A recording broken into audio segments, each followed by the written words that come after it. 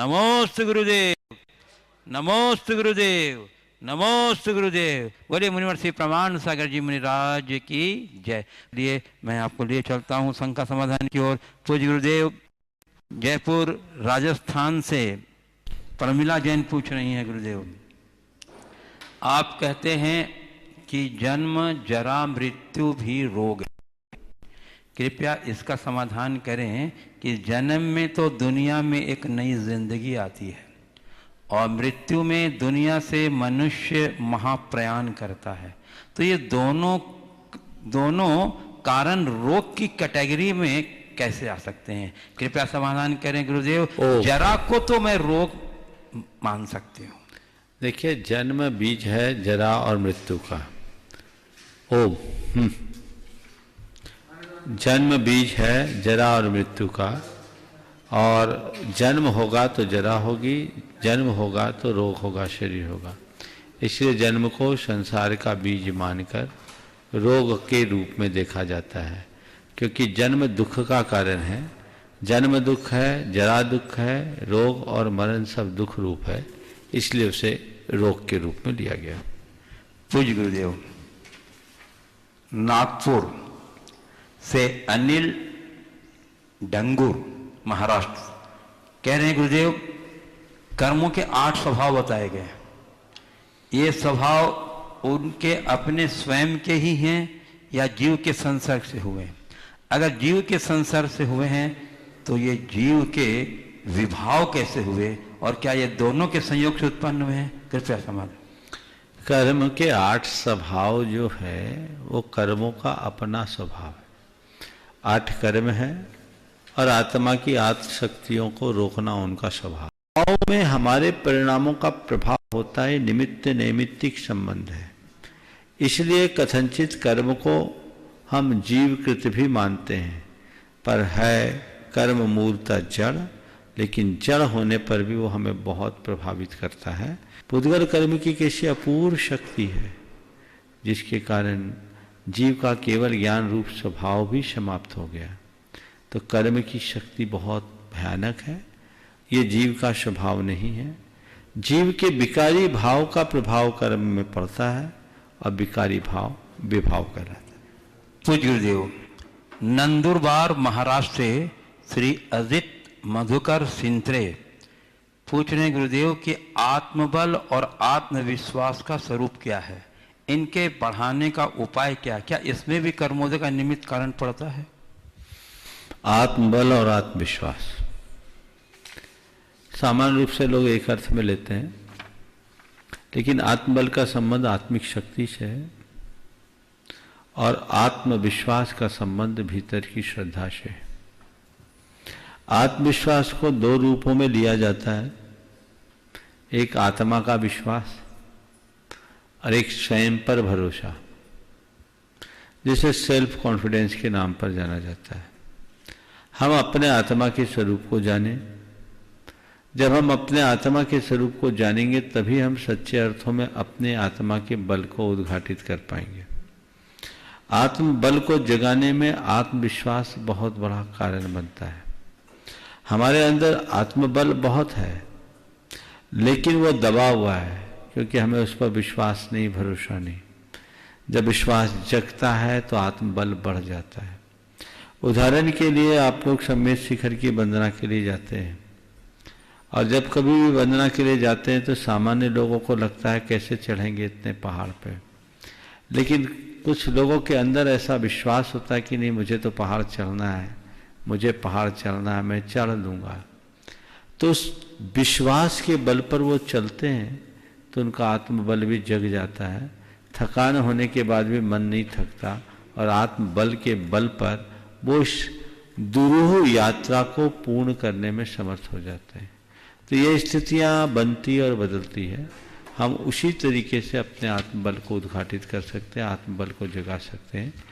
आत्मबल और आत्मविश्वास को जगाने के लिए आपने कारण माध्यम पूछा है, तो दोनों चीज़ें तब जग सकती है जब हम ऐसे माहौल में रहें। हमेशा हम ऐसे लोगों के संसर्ग में रहें जिनसे हमें सकारात्मक प्रेरणा मिले, जो हमारे मनोबल को जगाए, जो हमारे आत्मबल को बढ़ाए, या जिन्होंने अपने आत्मबल के बल पर जीवन की ऊंचाइयां छुई है, जो आत्मविश्वास से लबरेज रहे हैं, ऐसे लोगों के संसर्ग में रहें, उनके जीवन चरित्र को पढ़ें और निरंतर अपने मन के संकल्प को दोहराएं, तो हमारा आत्मबल बढ़ सकता है। गुरुदेव ने ये भी पूछा कि क्या इसमें कर्मोदय का निमित्त कारण पड़ता है? कर्म प्रकारांतर से निमित्त होता है। जिनका मोह प्रबल होता है उनका आत्मबल दबा हुआ होता है, और जिनका मोह मंद पड़ जाता है उनका आत्मबल जाग जाता है। एक बैरागी का आत्मबल बहुत तेजी से बढ़ता है और एक मोही का आत्मबल बिल्कुल कुंठित हो जाता है, तो कर्म उसमें निमित्त है। गुरुदेव, मऊ रानीपुर उत्तर प्रदेश से श्री राकेश जैन पूछ रहे हैं, गुरुदेव मान्यता है कि घर में गलत कमाई का पैसा फलता नहीं। प्रश्न है, शराब की रॉयल्टी और मांस के निर्यात से भारतीय मुद्रा कोष में पैसा मिक्सअप हो जाता है, तदुपरांत वही पैसा विकास एवं सैलरी आदि में बढ़ता है। इससे भारतीय मानस पर क्या दुष्प्रभाव होता है, निवारण करें। और गुरुदेव, कहीं न कहीं हम भी तो इसमें सहभागी हो जाते हैं, इससे बचने का उपाय क्या है? देखिए, विडम्बना है भारत जैसे देश जिसने वसुधैव कुटुंबकम का सिद्धांत पूरे विश्व को तक पहुंचाया, जहां अहिंसा और करुणा का संदेश अनुगूंजित हुआ। आज वहां मांस और शराब जैसे पदार्थों का सेवन धड़ल्ले से हो रहा, न केवल सेवन हो रहा अपितु अर्थव्यवस्था को संभालने के लिए उस पर बल दिया जा रहा है। ये विडंबना है। सच्चे अर्थों में देखा जाए तो ये भारतीय संस्कृति पर एक बहुत बड़ा दाग है। हमें इस दाग को धोना चाहिए। जहाँ तक मांस निर्यात के माध्यम से होने वाली आय का सवाल है, वो बहुत बड़ी आय नहीं है। विश्लेषक इस विषय में कहते हैं कि जितना संसाधन मांस के निर्यात में खर्च होता है, यदि उतना दूसरे कार्य में लगाया जाए तो उससे ज़्यादा राजस्व की प्राप्ति हो सकती है। लेकिन सरकारें हैं, सरकारों के साथ कई तरह की बाध्यताएं भी होती है, उस कारण से लोग इस पर उतना भी ध्यान।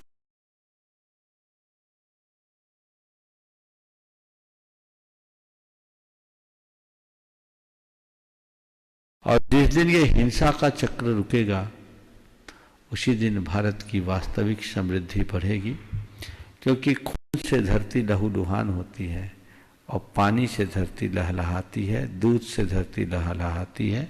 हमें धरती को लहलहाना, लहूलुहान नहीं बनाना। इसलिए हमें इसके लिए प्रयास करना चाहिए।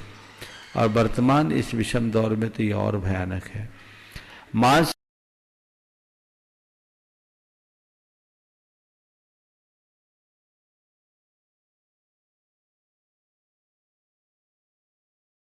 के संस्थापक जो 3 विद्वानों ने इस विषय में रिसर्च किया और ये बताया कि इस तरह के प्राणी की हत्या से कितने रेक्टर पैमाने पर भूकंप आते हैं। बजाज, इब्राहिम और एक और 3 विद्वानों ने मिलकर के एक सिद्धांत बनाया जिसे विश्वोलॉजी कहा गया। बजाज का बी, इब्राहिम का ई और एक और विद्वान थे, एस से उनका नाम था जो मैं भूल रहा हूँ। तो ये विश्वोलॉजी विश्व को डेवलप किया गया और उसके आधार पर ये बात बताया, जो ये बताने जानने लायक है कि जीव हत्या तो विश्व के लिए कतई उपयोगी नहीं है और हमें इससे दुनिया को जल्दी से जल्दी बचाना चाहिए। कोरोना के कहर ने तो इस पर अपनी पूरी मुहर ही लगा दी है। इस कोरोना का पूरा कहर हिंसा के तांडव का कुफल है। जहां से इसका प्रारंभ हुआ, वहाँ की हिंसा से सभी वाकिफ हैं। दुनिया के लोग अब इस विषय में बहुत गंभीरता से विचार करने लगे हैं कि हमें इस प्रकार के खान पान से बचना चाहिए। और थोड़ा ये भी सोचना चाहिए कि जो लोग मांस खाते हैं, जो मांस उत्पादित होता है, उन पशुओं की मनोदशा क्या होती है। उन्हें पहले से मालूम पड़ जाता है कि अब हमें कटना है। उस समय उनके मन में कितना भय होता है, कितना उद्वेग होता है, कितना तनाव होता है। उन सब का जहर तो उनके मांस में रहता ही है। उसको खाने वाला कैसे सुखी होगा। इसलिए लोगों को इस बात पर बहुत गंभीरता से विचार करना चाहिए। यद्यपि क्या खाना क्या नहीं खाना व्यक्ति की व्यक्तिगत रुचि का विषय है, लेकिन फिर भी हमें वही खाना चाहिए जो हमारे तन मन और चेतन तीनों के लिए हेल्दी हो। इसलिए व्यक्तिगत खान पान की रुचि पर भी लोगों को ध्यान देना चाहिए। और इन पर विश्व के अनेक चिंतकों ने विचार व्यक्त किया है कि मांस का निर्यात कोई बहुत अच्छा समाधान नहीं है। विडंबना है कि सरकारें जब तक सरकार में नहीं आती तब तक इसकी पक्षधर रहती है, और सरकार में आ जाने के बाद कई तरह की बाध्यताओं का हवाला देकर उसे पूरा नहीं कर पाते। हमें इन पर बहुत गंभीरता से विचार करना चाहिए और भावना भाना चाहिए कि जल्द से जल्द मांस निर्यात का कलंक भारत से रुके। भारत में तो एक ऐसा भी दौर आया जब मांस का तो निर्यात हुआ और गोबर का आयात हुआ। इससे बड़ी हास्यास्पद बात और क्या होगी। ये भारत के संस्कृति के अनुकूल कतई नहीं है। इससे भारत को जल्दी से जल्दी बचाना चाहिए। इसी तरह शराब जैसे चीज़ों का व्यापार राजस्व की वृद्धि के निमित्त लोग कर रहे हैं, इसे बढ़ावा दे रहे हैं। अभी भी सरकारें शराब के आगे शरणागत हो रही, लेकिन इसके जो भयावह परिणाम आएंगे उसकी तरफ किसी का ध्यान नहीं। शराब व्यक्ति की वृत्ति और प्रवृत्ति को खराब करने वाला है। इससे सभी प्रकार की सामाजिक, सांस्कृतिक, धार्मिक सब चेतनाएं नष्ट होने वाली है। इससे अपराध की प्रवृत्ति अंधाधुंध बढ़ेगी, क्योंकि शराब और अपराध का चोली दामन जैसा संबंध है। तो इसके परिणाम भयानक होंगे, उसे रोक पाना बहुत मुश्किल होगा। इसकी तरफ हमें ध्यान देना बहुत जरूरी है। इसलिए हमें कोशिश करना चाहिए कि इनसे हम बचें और बचाएं। जहाँ तक सरकारें हैं तो सरकारों के साथ मानता हूँ, उन्हें सभी को लेकर के चलना है, सबकी रुचियों को ध्यान में रख करके चलना है, तो उसे व्यवस्थाएं बनानी पड़ती है। लेकिन हम तो एक ऐसा क्रांतिकारी परिवर्तन की अपेक्षा रखते हैं कि लोगों की रुचि बदले और लोग व्यसन बुराइयों से बचे, मांसाहार से बचे, शुद्ध शाकाहार को अपनाएं। जहाँ तक इस अर्थव्यवस्था में हमारी प्रत्यक्ष अप्रत्यक्ष भागीदारी का सवाल है, निश्चित रूप से सूक्ष्म रूप से ही सही, अप्रत्यक्ष रूप से ही सही, आपके पैसे का उपयोग इसमें होता है और आप उसके कहीं न कहीं भागीदार तो बनते हैं, पर पूरे विश्व की राष्ट्र की व्यवस्था को बनाने के लिए आप अलग से कुछ कर नहीं सकते। केवल ऐसी भावना भाइये कि सबको सन्मति दे भगवान, सबका मन सही बने, सबकी सोच सही बने और देश की नीति निर्धारक शीघ्र अच्छे निर्णय लेकर के अच्छा कार्य करें। पूज्य गुरुदेव, किशनगंज बिहार से रिद्धि जैन पूछ रहे हैं, गुरुदेव पिछले हफ्ते बिहार के नवादा में बर्ड फ्लू फैलने की वजह से 4000 मुर्गियों की हत्या कर दी गई और कल आसाम में अफ्रीकन स्वाइन फ्लू की एक केस के सामने आने के बाद वहां पर 2500 सुअरों की निर्दयतापूर्वक हत्या कर दी गई। गुरुदेव, इसका परिणाम क्या होगा? क्या मनुष्य इतने निर्दयी हो चुके हैं कि स्वाइन फ्लू एक केस के लिए इतने जानवरों की हत्या कर दी गई? क्या इंसानियत खत्म हो चुकी है? लोग खुद की आदत बदलने के बजाय जानवरों को मार देते हैं। पहले ही कोरोना जैसे महामारी से विष पीड़ित है और आज ऐसे बड़े पैमानों में जानवरों की हत्या कर पाप का तांडव। देखिए, जितने भी फ्लू हैं इनकी जड़ में जाना चाहिए। इन सब की मूल मांसाहार है और मांसाहार के कारण ही प्राय सभी फ्लू का प्रकोप बढ़ा है। लोगों को इस पर बहुत गंभीरता से विचार करना चाहिए। मानवता की रक्षा के लिए नाम पर इस तरह के हिंसक कृत्य करते हैं, लेकिन इस तरह की क्रूरता बढ़ने से प्रकृति के कहर से हम बच नहीं सकेंगे। इससे बचना चाहिए। अभी मुकेश भाई ने मेरे पास ये संदेश दिया है, पता नहीं अगर आचार्य महाराज का संदेश है तो वो संदेश मैं सब तक पहुंचाना चाहता हूँ। उन्होंने लिखा है कि आज इंदौर में आचार्य गुरुदेव ने लॉकडाउन के 45वें दिन के संदेश में दिया कि खाते में पैसे हैं नहीं और शराब खरीदने कैसे आ गए। खाने के पैसे हैं नहीं और शराब खरीदने कैसे आ गए। एक शराब और मांस ही कोरोना के दोस्त हैं। या बंद नहीं किया तो कोरोना का संभालना मुश्किल होगा, तथा नशाबंदी से और शराबबंदी से कोई फायदा नहीं मिले, शराबबंदी से फायदा मिलेगा।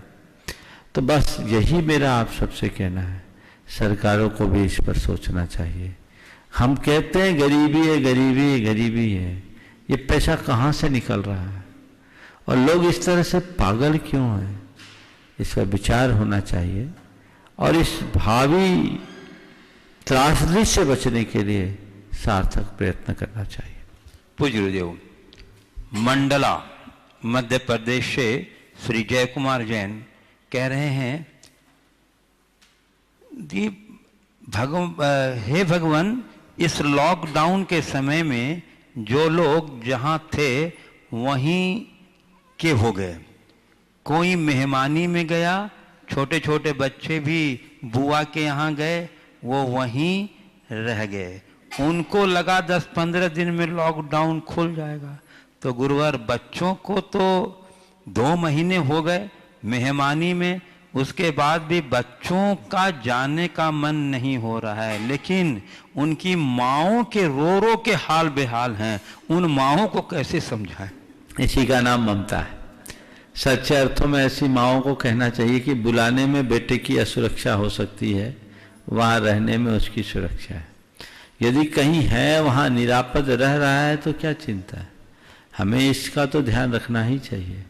लोग अपने इस थोड़ी ममता के कारण लोगों को इधर से उधर करने का प्रयास कर रहे हैं, सरकारों पर भी दबाव के कारण लोग इधर से उधर आ रहे हैं, लेकिन इसके विषय में सभी जानकार यही कहते हैं ये बहुत भयावह होने वाला है, इसका परिणाम बहुत भयानक होगा।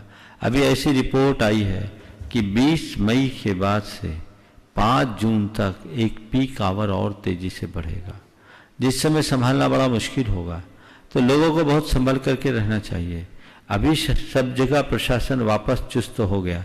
आज सागर में ही मुझे बताया गया कि 4 व्हीलर पर पूरी तरह रोक लगा दिया गया। 2 व्हीलर केवल अलाउ है, उसमें एक ही आदमी कोई दूसरा नहीं बैठ सकता, माने केवल चलाने वाला हो, दूसरा सवार नहीं। यानी ये सरकारों के पास रिपोर्ट है।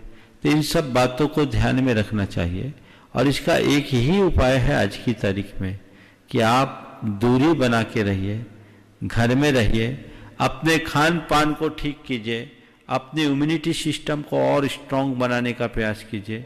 आयुष मंत्रालय ने जो आपको हिदायतें दी है, उनकी जो गाइडलाइन है, उसे अपने खान पान में समाविष्ट कीजिए। योग प्राणायाम कीजिए, भावना योग कीजिए, अपने शरीर को और अपने मन को मजबूत बनाइए, तभी आप जीत पाएंगे। नहीं तो किसी न किसी रूप में लोग इसके प्रकोप का शिकार बनेंगे। लॉकडाउन तो केवल एक सुरक्षात्मक उपाय है, इलाज नहीं है। हम दूर रहेंगे तो अपने आप को बचाने में समर्थ बनेंगे। लोगों के बीच अगर हम घुलेंगे, मिलेंगे, घूमेंगे, फिरेंगे तो ये भयावह होता जाएगा, जैसा कि लोग आकलन कर रहे हैं। इसलिए इस पर ध्यान देना जरूरी है। पूज्य गुरुदेव, गुड़गांव हरियाणा से डॉक्टर विकास गर्ग कह रहे हैं, गुरुदेव कहा जाता है पुत्र निर्दयी हो सकता है, मां नहीं। गुरुदेव, आगामी रविवार को पूरा विश्व मातृ दिवस के रूप में मनाएगा। महाराज, आपके प्रवचन में हमेशा मां को सर्वोच्च दर्जा दिया गया है, लेकिन गुरुदेव मेरी पत्नी हमारे 5 वर्ष के पुत्र को छोड़कर किसी और के साथ भाग गई। इस बात को 4 वर्ष हो गए। ऐसी माँ को मैं कैसे माफ़ करूं?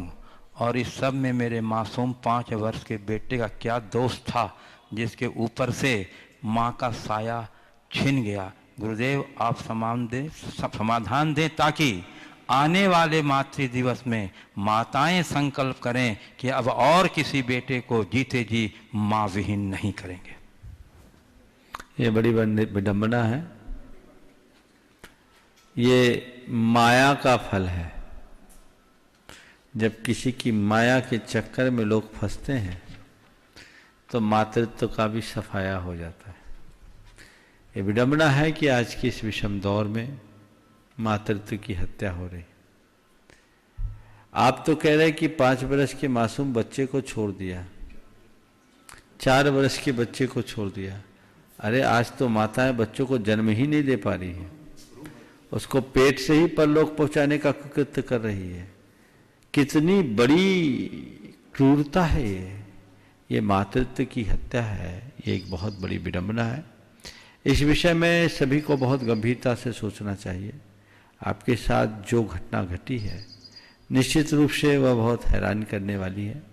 सभी को इस विषय में सोचना चाहिए। मातृत्व दिवस के दिन में मैं माँ के संदर्भ में फिर बात कहूँगा। हालांकि माँ माँ है, ऐसी माँ अपवाद स्वरूप ही होती है, पर उसे मैं माँ नहीं कहूँगा, माँ के नाम पर मातृत्व का कलंक कहूँगा। अपने ऊपर ऐसा कलंक कभी न लगने दीजिए। हालांकि मैं मानता हूँ कि कई तरह की परिस्थितियाँ रहती है, ताली एक हाथ से नहीं बजती, कहीं न कहीं इसका दूसरा पहलू भी होगा। लेकिन मैं तो एक ही बात कहता हूँ, हमारे यहाँ विवाह और वैराग्य का ही मार्ग है, तीसरा कोई मार्ग नहीं। विवाह विच्छेद हमारी संस्कृति का कभी न धुलने वाला कलंक है, उससे बचना चाहिए, चाहे इसमें कोई निमित्त बने। ये इस तरह की प्रवृत्तियाँ पूरी तरह से हमारी संस्कृति के घोर विरुद्ध है, हमें इस पर ध्यान देना चाहिए। पूज्य गुरुदेव, सूरत गुजरात निवासी धुलियान वेस्ट बंगाल निवासी कुसुम देवी देवेन कुमार गंगवाल गुनाइटन ट्रस्टी नमोस्तु पूर्वक प्रश्न कर रहे हैं। गुरुदेव, भगवान पार्श्वनाथ के साथ चिंतामणि, विघ्नहरण, उपसर्गहरण, संकट मोचन आदि विशेषण लगाए जाते हैं। अन्य तीर्थंकरों के लिए इन विशेषणों का प्रयोग नहीं होता। साथ ही पार्श्वनाथ स्तोत्र है, तो इसका क्या कारण है और ऐसे स्तोत्रों का पाठ करना चाहिए या नहीं? देखिए, पार्श्वनाथ भगवान हो चाहे और कोई तीर्थंकर, देखा जाए तो क्षमता में कहीं कोई कमी नहीं है। सभी की सभी तीर्थंकर समान क्षमता वाले हैं, सब में बराबरी की शक्ति है, कहीं किसी तरह की हीनाधिकता नहीं है। लेकिन इसके बाद भी लोगों की सोच है, क्योंकि पार्श्वनाथ भगवान के जीवन से बहुत बड़ा उपसर्ग जुड़ा रहा, उनका उपसर्ग कटा तो लोगों ने पार्श्वनाथ भगवान को विघ्नहरण के रूप में मान लिया। प्रसिद्धि पार्श्वनाथ भगवान की जुड़ गई, इसीलिए चिंतामणि, संकटहरण, विघ्नहरण आदि कह दिए।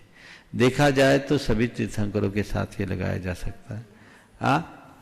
ये बाद के युग में ये ज़्यादा जुड़ा, क्योंकि जब हमारे यहाँ मध्यकालीन इतिहास जुड़ा तो मध्यकालीन युग में बहुत सारे तंत्र मंत्र वाम मार्ग का प्रवर्तन हुआ, उससे जैन परंपरा भी अछूती नहीं रही। इसी काल में हमारे पार्श्वनाथ भगवान के साथ पद्मावती, कल्प आदि को जोड़ दिए गए और उनकी पूजा आराधनाएं जुड़ी, तो उनसे बचने के लिए एक रास्ता निकाला, पार्श्वनाथ भगवान की आराधना हुई। पार्श्वनाथ की आराधना के साथ बहुत सारी लौकिक कामनाएं भी जुड़ गई। मेरे विचार से भगवान की आराधना विशुद्ध भावों से करनी चाहिए। लौकिक कामनाओं से तीर्थंकरों की आराधना करना पेड़ से छाया मांगना जैसा अज्ञानतापूर्ण कृत्य है। पेड़ के नीचे जाएंगे, छाया अपने आप बरसेगी, वहाँ मांगने की क्या जरूरत। पर नादान बालक ऐसा मांग लेता है, ये नादानी है, ये अज्ञानता है। इसे मैं मिथ्यात्व तो नहीं कहूँगा, लेकिन ये दुर्बलता है, हमें इससे बचना चाहिए। पूज्य गुरुदेव, सागर मध्य प्रदेश से पूर्व डीएसपी बाल ब्रह्मचारिणी डॉक्टर रेखा जैन नमोस्तु पूर्वक पूछ रही हैं। गुरुदेव, भारत की पुण्य संस्कृति के मध्य कोरोना के कारण बहुत ही बिगड़ती हुई संस्कृति के दर्शन हो रहे हैं। आज बेंगलोर में युवा बेटियां शराब की दुकानों पर लाइन लगाकर शराब ले रही थी, यह वीडियो वायरल हुआ है। हमारी समाज की बेटियां भी बड़े शहरों में जाकर शिक्षा नौकरी कर रही हैं, ऐसी संस्कृति में वे भी संलग्न देखी जा रही हैं। गुरुदेव, कृपया मार्गदर्शन दें कि हम अपनी संस्कृति को कैसे बचा पाएंगे। देखिए, वर्तमान का ये दौर बड़ा विषम दौर है। इस दौर में घोर अपसंस्कृतियों का घोर प्रसार हो रहा है। हमारी संस्कृति पर जितना कुठाराघात आज हुआ उतना पहले कभी नहीं हुआ। अब सब कुछ ग्लोबल होने लगा है और ग्लोबलाइजेशन के दौर में लोगों की सोच भी वैसी हो गई। जब ऐसा कहा जाता है कि महिलाएं या लड़कियां शराब पीने लगी, तो ये तर्क दिया जाता है कि जब लड़के पी सकते हैं, आदमी पी सकते हैं, तो लड़कियां क्यों नहीं पी सकती। आदमियों को शराब पीने को आप अच्छा मानते हैं और लड़कियों या औरतों को शराब पीना आप अच्छा क्यों नहीं मानते। ये आपकी संकीर्ण सोच की परिणति है। लोग इस तरह की बात करते हैं, जबकि मैं ये कहता हूँ कि हमारे यहाँ नारी जाति सदैव निष्ठा की पर्याय रही है। इनकी सांस्कृतिक निष्ठा बड़ी सबल रही है। इनने अपने आचार विचार और व्यवहार से हमारी संस्कृति को बहुत सींचा है। व्यसन और बुराइयां नारी जाति में बहुत कमतर रहे, न के बराबर है, अपवाद स्वरूप ही रहे। पुरुषों में यत्किंचित व्यसन बुराइयां रही है, ये दोष और दुर्बलता रहे, जिसे निंदे दृष्टि से देखा गया और हमेशा उससे दूर रहने की प्रेरणा दी गई है। व्यसन को आत्मा के पतन का कारण बताते हुए उससे बचने की सलाह दी गई और साथ ही साथ धार्मिक जनों से तो इससे पूरी तरह दूर रहने की सलाह दी। एक समय था जब ये बीमारी, ये व्यसन पुरुषों तक ही सीमित थी, लेकिन अब धीरे धीरे महिलाओं में व्यसन का प्रसार तेजी से हो रहा है। शराब को कोई भी अच्छा नहीं मानता। हर प्रबुद्ध व्यक्ति ये समझता है कि शराब के परिणाम कितने बुरे हैं, लेकिन स्त्री और पुरुष दोनों जब शराब के नशे में लीन हो जाएंगे तो मैं मानता हूं हमारी सारी संस्कृति इसी बोतल में डूब जाएगी। ये संस्कृति के लिए बड़ा भयावह क्षण है। हमें जागरूकता लानी पड़ेगी। आज उच्च शिक्षा के नाम पर यह बहुत ज़्यादा हो रहा है। आप अपने बेटे बेटियों को बाहर पढ़ने के लिए भेजते हैं और वो वहाँ जाकर के ऐसे कृत्यों में उलझ जाते हैं और इस चक्रव्यूह में फंस जाते हैं कि फिर वापस नहीं निकल पाते। मेरे संपर्क में ऐसे अनेक युवतियाँ आई हैं जिन्हें मैंने समझा करके शराब से मुक्त कराया। उनमें कई तो ऐसे भी थे जो सप्ताह में 5-5, 6-6 दिन लेते थे, और वो भी थोड़ी मात्रा में नहीं, बहुत ज़्यादा मात्रा में। इसके पीछे जब मैं गया तो एक ही बात सामने आई है उभर कर कि ज़्यादातर लोग जो इस तरह के, चाहे वो लड़के हों या लड़कियां, लड़कियों में तो लगभग 100% केस ऐसा ही हुआ है कि जो भी शराब के आदी हुए उनसे बात किया, बोला शुरुआत में लोगों के कहने पे, दोस्तों के दबाव में, एक आध घूंट टेस्ट करने के निमित्त से या एंजॉय करने के मनोभाव से लिया और लेते लेते लत बन गया। कहते छिद्रेषु अनर्था बहुली भवंती। एक छोटी सी छेद को अगर समय पर बंद न किया जाए तो वही छेद दरार का रूप ले लेती है, जिसे बंद कर पाना बहुत मुश्किल होता है। मुझे तो दिख रहा है अब ये छेद दरार बन रही है। जिस तरह के चित्र अभी देखने में आ रहे हैं ये बहुत सोचनीय है। आधुनिकता के नाम पर इस तरह की प्रवृत्ति आने वाले दौर, बड़े भयानक दौर को इंगित करती है। ये बहुत सोचनीय है। इससे हमारा घर, परिवार, समाज सबका सत्यानाश हो जाएगा, क्योंकि शराबी पति को रास्ते पर लाने का दायित्व महिलाओं ने निभाया है और इससे परिवार उजड़ने से बचे हैं। लेकिन जो महिला खुद शराबी हो जाएगी उसके आने वाली पीढ़ी की तो कल्पना से ही मन सिहर उठता है। इस पर विचार करना चाहिए। पढ़े लिखे होने का मतलब ये नहीं है कि हम व्यसन और बुराइयों में लिप्त हो जाए। मैं सभी जनों से कहता हूँ ये मनुष्य जीवन मौज मस्ती में स्वाहा करने के लिए नहीं मिला।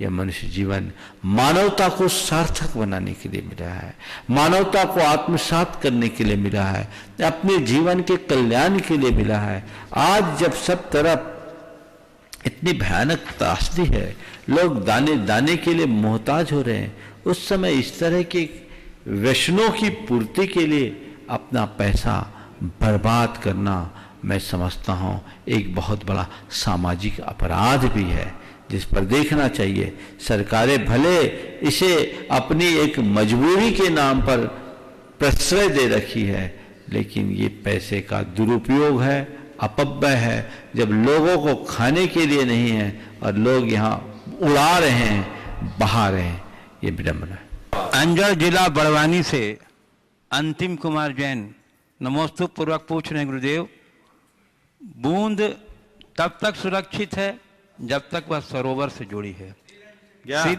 शिला तब तक सुरक्षित है जब तक वह खान या पर्वत से जुड़ी है, पतंग तब तक सुरक्षित है जब तक डोर से जुड़ी है।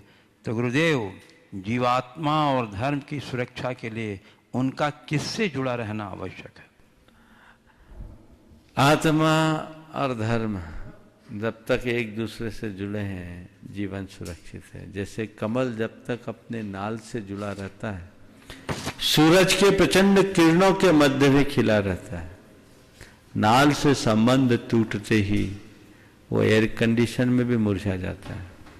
इसी तरह आत्मा जब तक धर्म से जुड़ी रहती है, उसका चित्त कमल हमेशा खिला रहता है, और धर्म से दूर होते ही हमारा जीवन उलझ जाता है।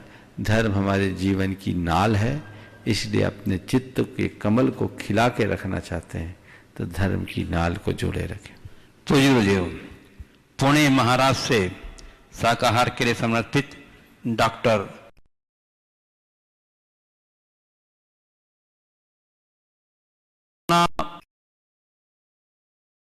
स्पष्ट मार्गदर्शन करने वाले मेरे मार्गदर्शक कोरोना योद्धा चरणों में से बार नमस्तु। कोरोना महामारी का बड़ा प्रकोप पूना महाराष्ट्र बढ़ रहे हैं। इस हालात में लोगों को घर से बाहर जाने में डर लगता है, और हम डॉक्टर लोगों को घर आने में डर लगता है। कहीं हॉस्पिटल से हम कोरोना वायरस तो घर नहीं ला रहे हैं। गुरुवर, इस महामारी में कई डॉक्टरों ने, स्वास्थ्य कर्मचारियों ने अपनी जान गंवाई है। समाज के दृष्टि में यह वीर मरण कहलाएगा, या जैन और जैन अध्यात्म दृष्टि से क्या यह मरण कौन सी श्रेणी में होगा? क्या इसे अकाल मरण कहा जाएगा? कृपया समाधान।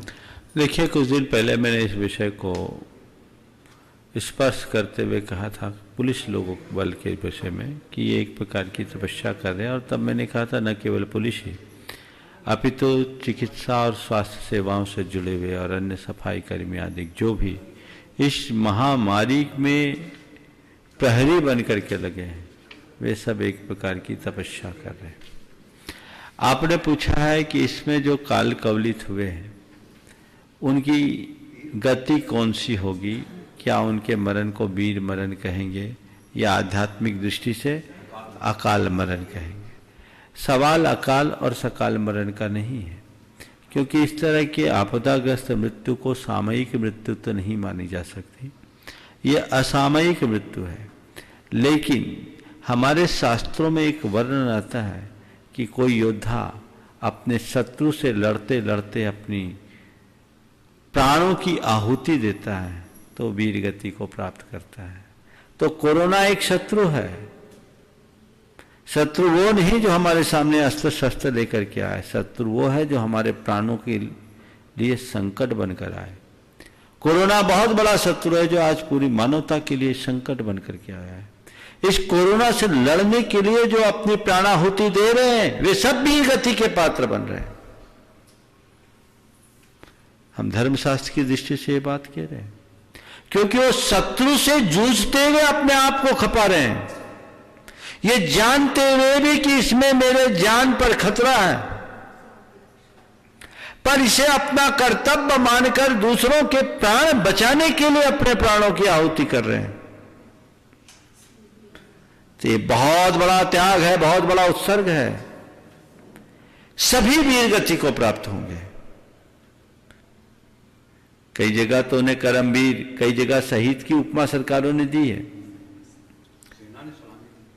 ये अपनी जगह है, लेकिन हमारा धर्मशास्त्र कहता है मानवता के लिए अपने आप को समर्पित कर देने वाले सभी वीर हैं और वीर गति को प्राप्त करने वाले। गुरुदेव, इंदौर से श्रीमती पुष्पा गंगवाल नमोस्तु करते हुए कह रहे हैं, गुरुदेव आज मेरा जन्मदिन है और आपके आशीर्वाद की कामना है। प्रश्न उनका है गुरुदेव कि धर्म से जीवन में पवित्रता आती है, तो महाराज जी स्टेप बाय स्टेप हम किस तरह धर्म को अपनाएं ताकि पवित्रता प्राप्त की जा सके? ये बात सही है कि जो जितना धर्मी होता है उसके आचार विचार और व्यवहार में उतनी पवित्रता आती है। अब किसी में ज़्यादा होती, किसी में कम आती है। आपने पूछा स्टेप बाय स्टेप हम अपनी शुरुआत कैसे करें। 4 बातों को ध्यान में रखें। सबसे प्रारंभिक क्षणों में अपने धार्मिक जीवन की कसौटी के रूप में इसे ले किसी की निंदा न करें, किसी के प्रति प्रतिशोध की भावना न करें, किसी की निंदा न करें, किसी के प्रति प्रतिशोध की भावना न रखें, खान पान में सात्विकता रखें, शाकाहार को अपनाएं और जितना बने औरों को सहयोग की भावना रखें। तो ये धर्म की प्रारंभिक शुरुआत है। यदि इतना आप करते हैं तो जीवन में पवित्रता बढ़ती जाएगी।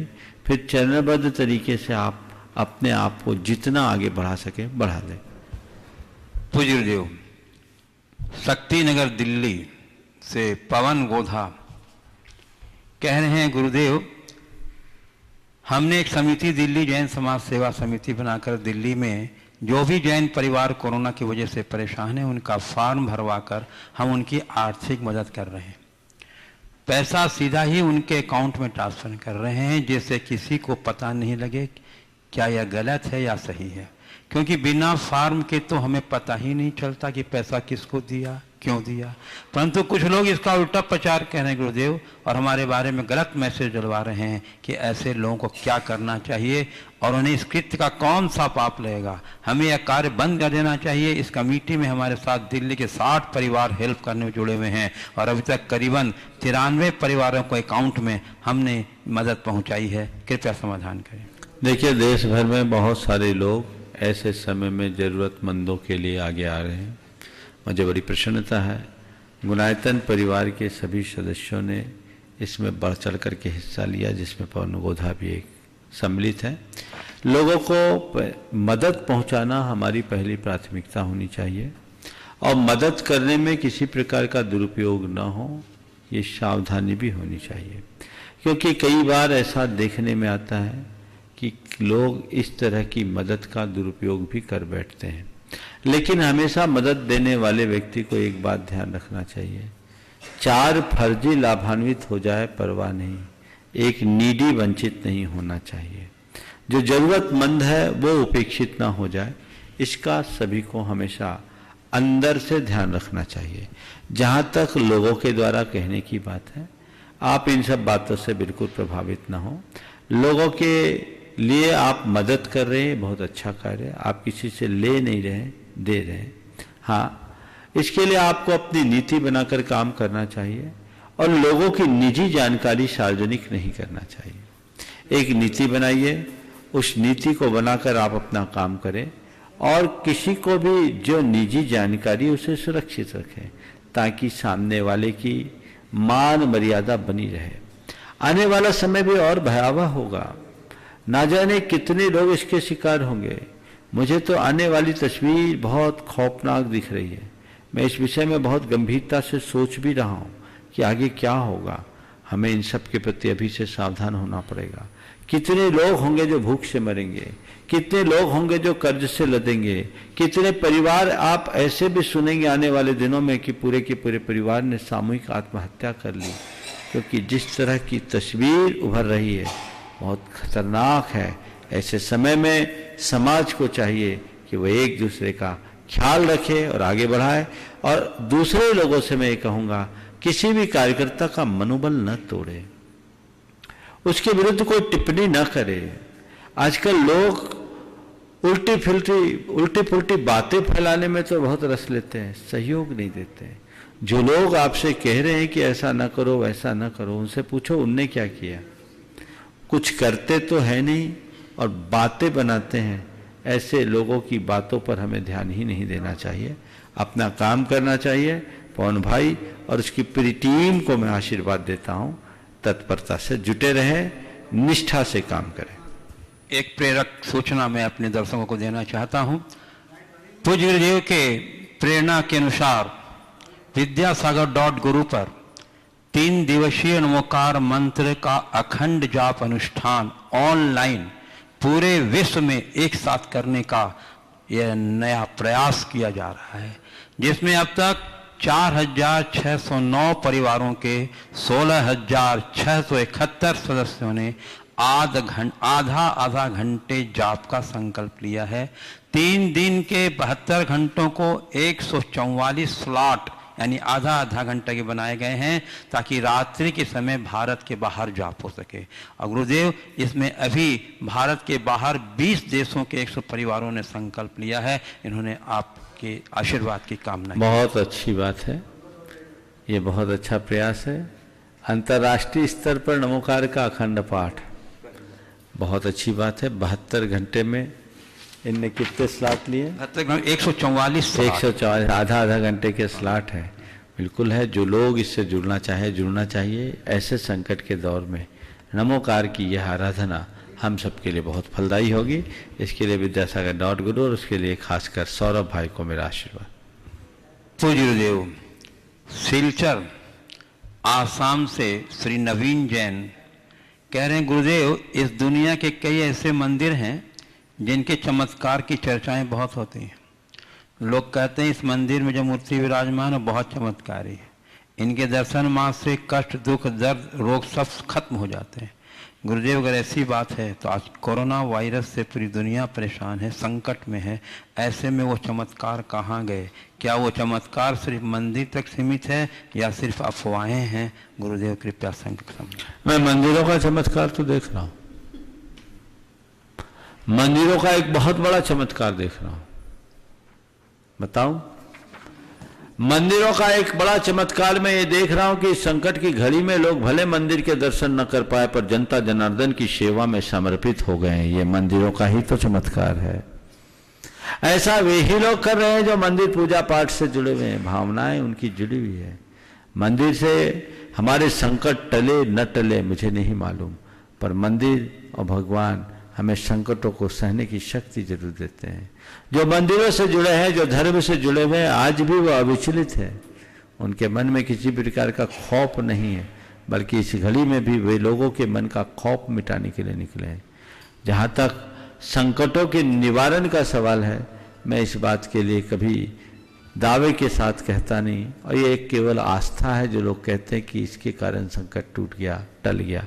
वस्तुतः हमारे सारे संकट हमारे आत्मविश्वास से दूर होते हैं और मंदिर मूर्ति हमारे उस आत्मविश्वास को बढ़ाने में निमित्त बनती है। ये संकट भी टलेगा, हम आत्मविश्वास बना करके रखें। ये कहर है, लेकिन ये कहर शांत होगा। आप इस बात को भी देखें कि इतनी भयावह स्थिति पूरे विश्व में है, पर भारत अभी बचा हुआ है। कहीं ना कहीं यह भारत की सांस्कृतिक निष्ठा का प्रतिफल है। और लोग अगर अपनी निष्ठा को बनाए रखेंगे, व्यसन बुराइयों से बचे रहेंगे, तो भारत उतना संकटापन्न नहीं होगा। ये क्या कम बड़ा चमत्कार है? मैं इसे भी एक चमत्कार की दृष्टि से देखता हूं। 135 करोड़ की आबादी, इतनी सघन आबादी होने के बाद भी भारत में अभी न तो उतने ज्यादा केस आए हैं, न उतना प्रकरण बना है, और न ही इतने लोग हताहत हुए हैं। हम भावना भाई, और मुझे भरोसा है भारत में इस कोरोना का वो कहर नहीं होगा जो बड़े बड़े विकसित देशों ने भोगा है। भारत बचेगा और अपनी सांस्कृतिक निष्ठा के बल पर ही बचेगा। पूज्य गुरुदेव कटनी मध्य प्रदेश से सिंघई संतोष कुमार मालगुजार पूछ रहे हैं, गुरुदेव तीर्थंकरों के उपदेश के लिए गणधर का होना जरूरी है, ऐसा क्यों? क्या सामान्य केवलियों के लिए भी गणधर का होना अनिवार्य है? और गुरुदेव साधु संतों के प्रवचन के लिए किसी विशिष्ट श्रोता की आवश्यकता नहीं होती, ऐसा क्यों होता है?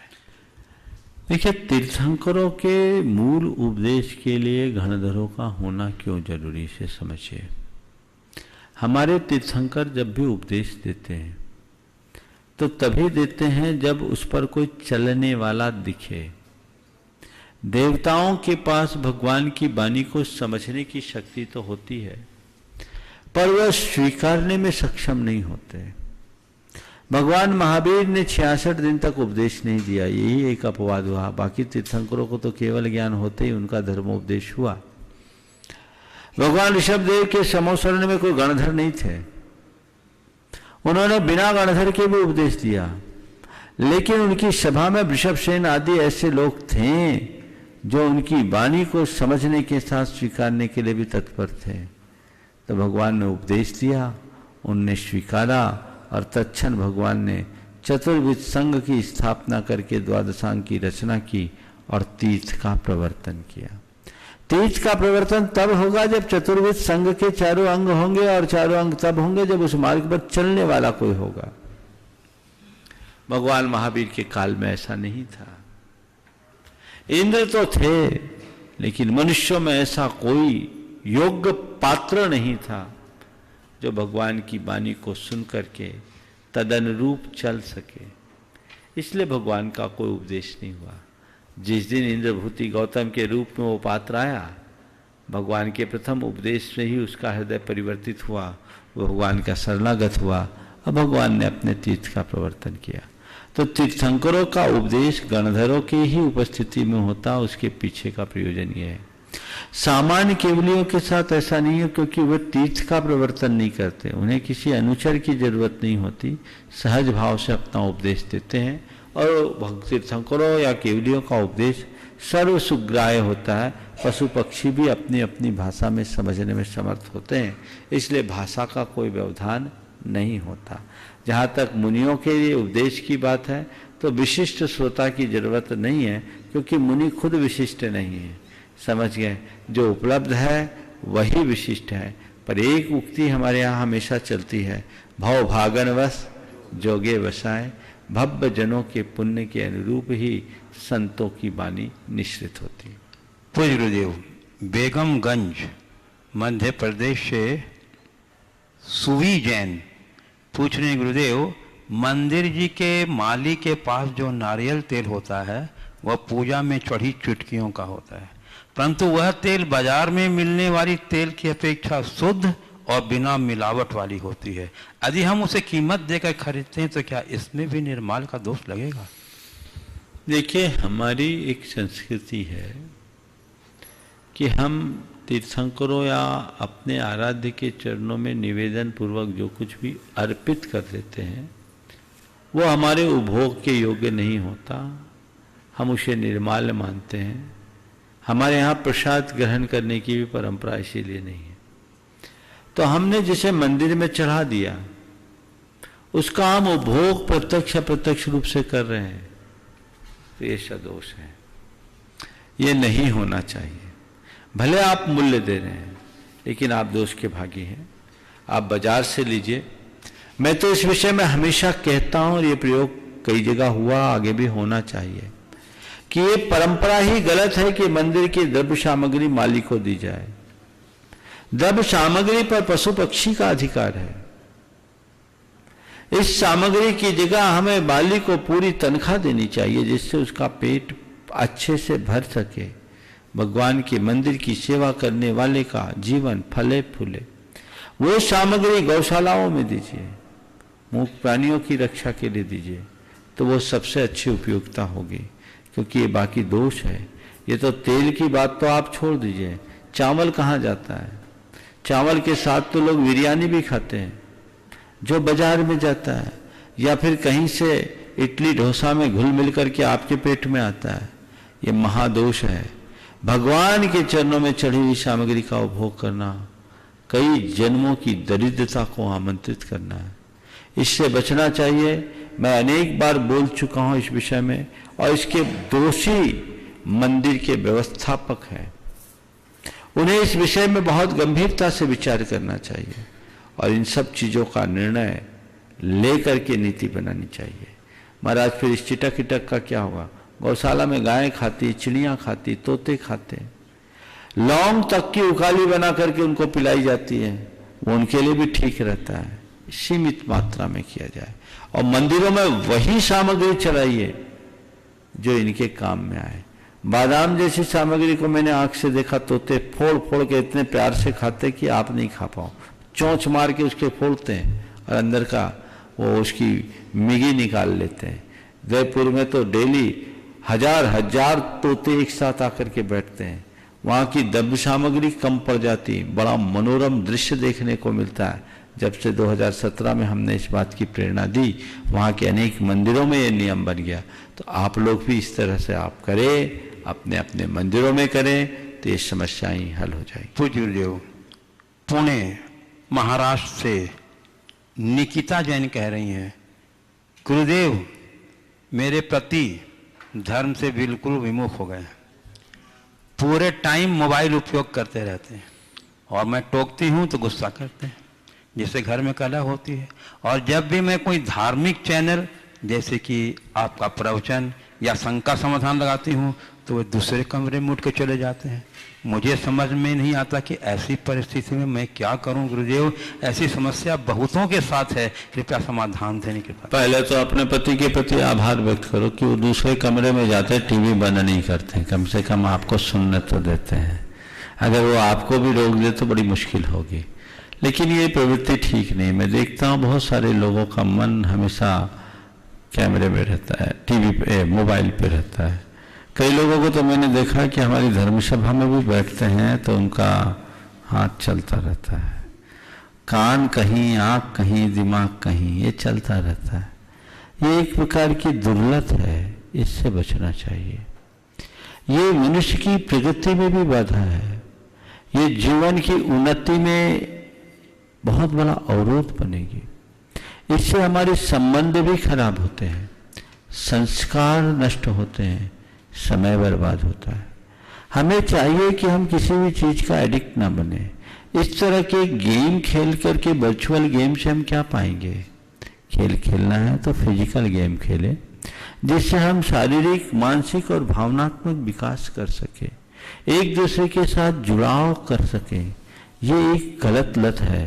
मुझे तो बड़ा ताज्जुब हुआ जब एक बहन जी ने कुछ दिन पहले मुझसे कहा, महाराज हमारे घर में हमारे ससुर दिन भर मोबाइल चलाते हैं, हमारी सासू माँ भी मोबाइल चलाती हैं और हमारे पतिदेव को भी मोबाइल चलाने की आदत है। मैं हल्ला मचाती तो मेरी सासू ने 3-4 ऐप मेरे डाउनलोड करा दिए, बोले तू भी गेम खिलाकर बड़ा आनंद है।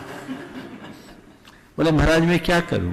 अब उस घर को मैं क्या कहूंगा? आजू बाजू में बैठे हैं लेकिन किसी को किसी से कोई मतलब नहीं, पूरा का पूरा दिन बीत जाता है, एक दूसरे से बात करने के लिए भी समय नहीं।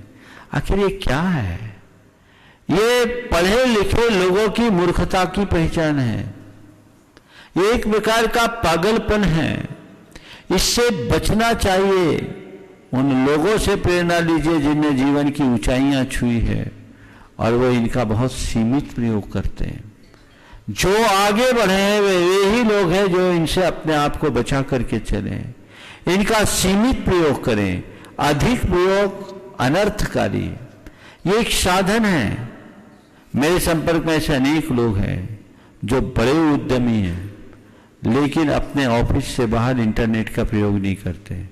उनके जेब में मैंने सामान्य सा फोन देखा, स्मार्टफोन ही नहीं रखते। एक युवक है कोलकाता में, बहुत बड़ा व्यवसाय है उसका, वो अपने पास स्मार्टफोन ऑफिस से बाहर रखता ही नहीं। बोले महाराज इंटरनेट में केवल ऑफिस तक रखता। बोले क्यों? कि मैं अगर इनका उपयोग करूंगा तो अपने बच्चों को कैसे रोक पाऊंगा। ये सोच रखिए। इनकी उपयोगिता क्या है? फालतू के काम में आप अपना समय क्यों बर्बाद कर रहे हैं? अपने समय, शक्ति और संसाधन का सदुपयोग करें, तभी हम सुपरिणाम प्राप्त कर सकेंगे। इस प्रकार आज के इस सत्र को परम पूज्य गुरुदेव के चरणों में नमन अर्पित करते हुए यहीं पर विराम। बोलिए परम पूज्य आचार्य गुरुवर श्री विद्यासागर जी महाराज।